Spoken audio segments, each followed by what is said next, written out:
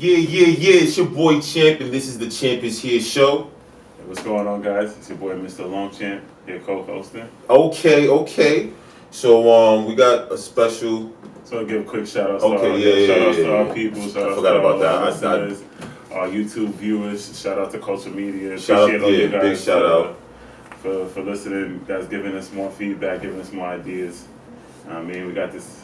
What we talking about today? Now we're talking about some plants. We're gonna talk about some herbs, some bud. You know what I'm saying too? The nuggets. Mary Jane. Yeah. You know what I'm saying? So we're gonna be talking about that today. And we believe, when it comes to bud, with my experience with bud, it's one of the greatest things in the world. And I remember my first experience with it. I thought I was gonna die smoking bud. You know what I'm saying to you? But yeah, you mentioned that thing last time a little bit. Word, right? Yeah, but my G, like, I just remember, when we were playing the songs, the Sizzler and all that shit. This is, that really takes me back, And my man Ghost, he knows this, in the Dalavan days, and he was on the bush. People would be, surprised, when I was in between jobs, I'll be on the bush. Right. You know what I'm saying, to getting that bread. Yeah. So, as a ritual, go to the Patagate Club, blow it down, whatever, you know what I'm saying to you? Mm-hmm. But, my experience with it, and then, transitioning, because, we was getting the Reggie, you know what I'm saying? Then we had the fire greens. Yeah. You know what I'm saying too? We forgot about the fire greens. You know what I'm saying? And then the exotics was coming through. You know what I mean? Pro from Florida. Blueberry, Kush, and all of that stuff. And we were transitioning into that. Then everyone's calling it exotics. Loud, gas. You know what I'm saying? Then the Reggie just kind of fell off of the earth. Yeah. If you smoke a Reggie, you're not Reggie brother. You are. Smoking Reggie still? We in 2019. I said, like you back in '99, my G. Like you in '03 with it. What are you doing? Right. So I was taking me back to my high school, first time I actually, tried it out. I was like, I was a little bit nervous, because our parents, especially, growing up with Caribbean parents and shit, I'm sure plenty of people could relate. Yeah. How they demonize that shit crazy. Like, oh. Yeah. Kevin? Hey. You smoking crack. I'm like, no, this is not crack. This is not crack, mommy. No, this is not crack. This is, this is something different. No, it's crack. You know what I mean? Haitians, they call it crack. You know what I mean? Fact. You can't touch that. You gotta stay away from far away. Yo, if you're doing drugs, you smoking crack. You know what I mean? You with the gangbangers, you with the wrong crowd. Yeah. You chilling with people that do that stuff. Yeah. And people don't know. A lot of people just smoke it, vicariously. They just smoke it just to enjoy life, whatever, medicinally and stuff like that. But marijuana has some things going on in it. It has a lot of tetrahedric capabilities. It heals you and whatever. And what people don't know is that marijuana induces melatonin. You see, what melatonin is throughout the day, once the sun starts going down, your eyes stop seeing certain blues. What happens is it's like your brain is like a clock, and it starts secreting melatonin, letting you know that you need to go to sleep. You know what I mean? It starts putting it into your bloodstream, and once it gets super dark, then it goes into overdrive, and this is why your eyes is, you're getting sleepy. So what? Starts to dream. Correct. So it could put you into REM sleep. So what marijuana does, it induces that. It helps, your brain to activate that property, so now you can start to dream and awaken your third eye, your pineal gland, and so you can dream and think, and you can manifest, you know what I'm saying to you, so it can help you do those things. So a lot of people do not know that it has those capabilities. That's a fact. It helps also a lot of people with anxiety and stuff like that too.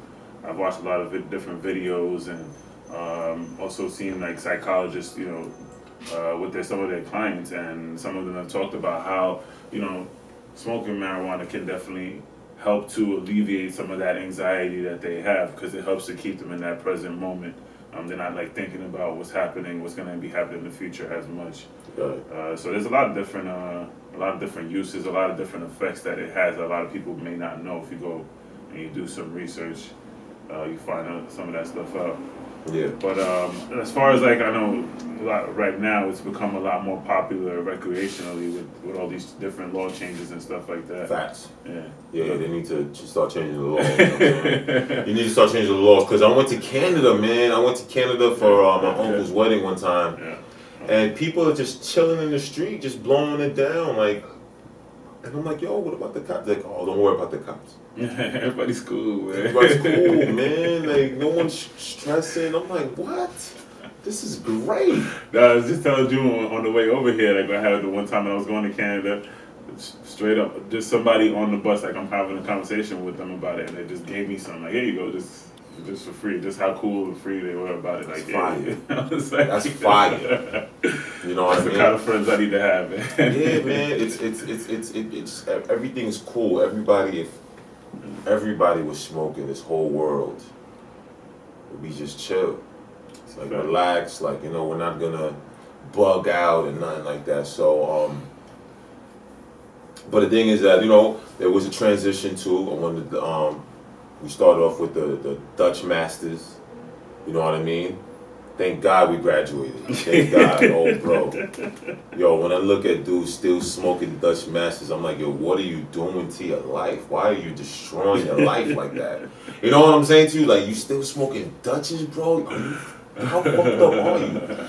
You know what I'm saying? They probably don't really know like all the other, can't judge though. So we went from the Dutch Masters, then we went to the backwoods, okay? Then we went to the Fronto Leaf, right? First it was the Fronto, the bamboo. No, just straight Fronto. Really? Straight Fronto. Do you know what I'm talking about? Straight Fronto. Really? Yeah. And then we went to paper and leaf. A lot of people don't. It's the leaf. The Fronto leaf is not like popular everywhere because definitely traveling. I was talking to Junior about that too. When I went to Cali, even though it's legal out there and a lot of people smoking, not too many people know about Fronto. Not every city. So outside of LA it was very scarce. But I was telling them when I was in LA, I was able to get Fronto. That shit was damn expensive because it was like name brand stuff that you had to. Yeah. Nah, Fronto's more of a Caribbean thing. Yeah, exactly. It's more of a Caribbean thing. I once watched a documentary on bud, and I did not know that the strongest marijuana comes from St. Lucia. Oh yeah? Yes, and the reason why it comes from St. Lucia is because of the volcanic soil. Okay. All right, so that soil that's coming deep from the earth is coming out, and the buds are super strong. Okay, it's super strong, and I didn't even know that's where majority of where the marijuana that's being sold in the Caribbean comes from. There, people think it's Jamaica. It's not. I think I know where I'm taking my next vacation. Yeah, St. Lucia, we coming soon. Yeah. Do you think Hawaii probably got some good bud too? Oh. Yeah. Hawaii got that. You know that. The volcanoes everywhere. You know what I'm saying to you? Mexico got some. Yeah. That's kind of known. Yeah, you know what I'm saying to you. So, yeah, marijuana. You know what I mean? And it's not like any drugs because understand that the definition for a drug is anything that's synthesized. So when I looked that up and I looked up the definition of sugar, you see, sugar is synthesized. Yeah, sugar is a drug. It's a drug. Yeah, you can get addicted to sugar. And this is why people are so addicted, because there's so many additives in food. There's all this stuff. When you thinking and then you add sugar, you're not already counting the sugar that's already coming in it because it's part of the preservatives to extend the shelf life of that food. You know what I mean? When you have that peanut butter that's been in your shelf for a year, and you see that never separate and all of that stuff, it's because of all the preservatives and stuff like that and the sugar that they throw in there. Yeah. You know what I'm saying to you? That shit is fucking up your body. It's a fact. You know what I'm saying to you? Yeah, because... Fact. I would consider McDonald's more of a drug than marijuana. I know plenty of people who are addicted to McDonald's. Oh my God. I know I used to be at one point. Yeah, man. Whatchamacallit, I lost this guy's keys. Like, yo, the way you can make it up for me, just give me some McDonald's. I'm like, word, that's all? That's it? He's like, yeah, man, that's it. Give me a Big Mac and a frappe. And I'm good. I'm like, all right. You know what I'm saying, too? So, yeah, McDonald's is it's cooked coke. I think it's cooked coke. Straight like that, man. And when people actually mentioning that, like, marijuana as a gateway drug, I think it does depend on like your type of personality and the surroundings that you have. Because I know plenty of people who have smoked marijuana and not tried anything else, and like as a matter of fact, either want to stay away from other stuff because they're more comfortable with marijuana and the effects that it has on them and the people that they're around. Mm-hmm. So I definitely. I think it's a lot to do with society and older generations, as far as the fact that hemp in general used to be kind of shunned because of the fact that when like the paper company was on the rise, they were trying to shut hemp down. So anything related to hemp, marijuana, they were trying to put a negative connotation on it, just because they were trying to keep their own businesses running. So they wasn't trying to hear, like, oh, the good things about smoking weed. It was, they had to demonize it in all forms. So keep it away from the kids, tell kids it's bad, stay away from this, stay away from that. And they all had a hidden agenda. Okay. Yeah, definitely agree with you, because you had this scientist, right? I think it was like, I don't remember his name, but he basically, he went to some place in Europe. It was a country in Europe. I don't know if it was England or something like that. And they were trying to pass a law to make LSD, marijuana, all these drugs legal, because they noticed that these drugs help people. The person that started Alcoholics Anonymous, he tripped off LSD, or acid, rather. Mm-hmm. So, or is that the same thing? Acid? No. Acid. So it was acid. Or was it LSD? Don't quote me on this right now. But anyway, basically, what he did was, it was LSD. It was LSD. Mm-hmm. So basically, what he did was, once he took the LSD, when he came out of that trip, he wanted to make the world better. And he started Alcoholics Anonymous. He completely stopped drinking alcohol off of that trip. You know what I mean? Yeah. And when this scientist, or this doctor rather, was going to try to legalize it, the United States stopped him via the UN. Because what happened was, if the drug laws would have changed in Europe, it would have forced America to decriminalize a lot of their drugs and understand that we're making money. And Reagan, there was a war on drugs. Mm-hmm. You see what I'm saying to you? Yeah. You have to understand this is going to capitalism and going into an industry. It's a fact. You dig me? Nah, it's a fact. They figured out different ways they could make money off of it. Right. By criminalizing it and arresting people. When you have drugs like alcohol, you know what I'm saying to you? You have alcohol, you have prescription drugs that are running rampant and stuff like that, that's harming people, but you're prescribing people these things with all these side effects. That's how they make the money, though. And then you have drugs like marijuana that can't make it, you know what I'm saying, too? Everybody just want to live their life and stuff like that, and you guys are stopping it, man. Because it's going to help the black and brown countries. Think about it. Like you was just mentioning, St. Lucia, Mexico, all these countries that are in the Caribbean and stuff like that. A lot of countries in South America, a lot of these countries would benefit of, marijuana becoming more, decriminalized in a lot more countries, whereas these big pharma companies, they're trying to keep their dollars, and they have more influence already. So that's how they get in the government's ear to keep marijuana illegal and keep their drugs legal. It's like a territory kind of war, just on a corporate level. So it's been stemming back like you just said, like even before, like before the '60s. Yeah, absolutely. You know, our involvement in South America. You have the Panama Canal. You have all these industries that it was putting in South America, which they, you know, I'm not going to talk too much about it. Mm-hmm. But you got all these, you know, government involvements to stop certain stuff, you know, red tape, and until their dollars. It's not going to be legal until they figure out how they can cash out. And, you know, from it. Exactly.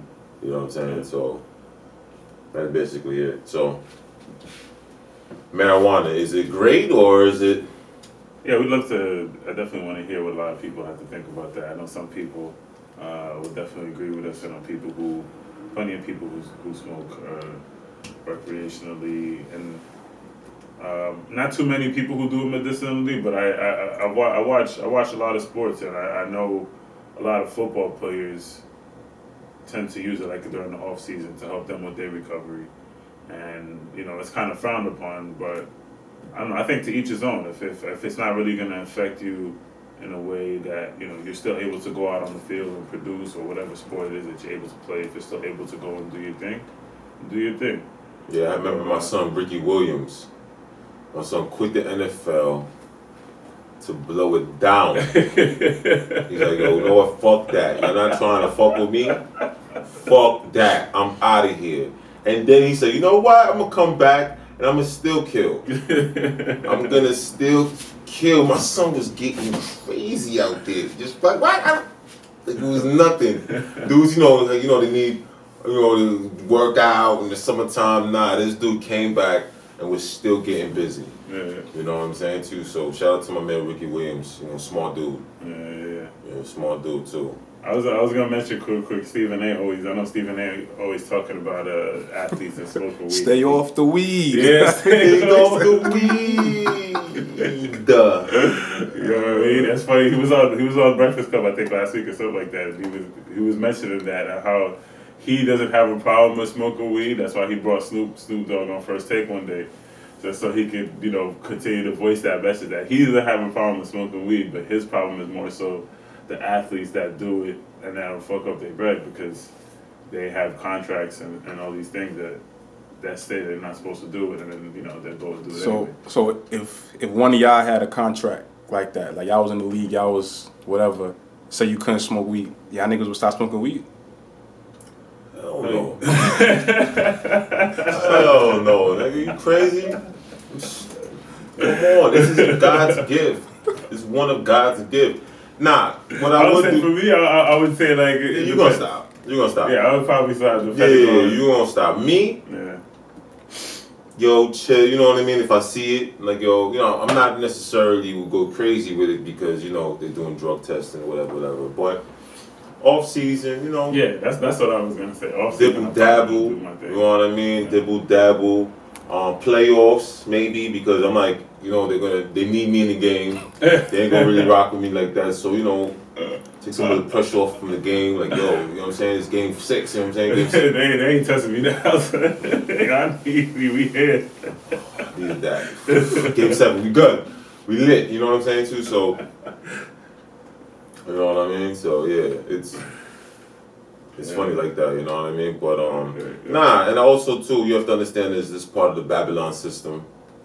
There's an agenda behind it, Oh, yeah, it's a fact. So you just understand that the system that you're living in, this is it's constructed for you, and you just have to understand the rules in this game and the laws that you gotta abide by. The game of life.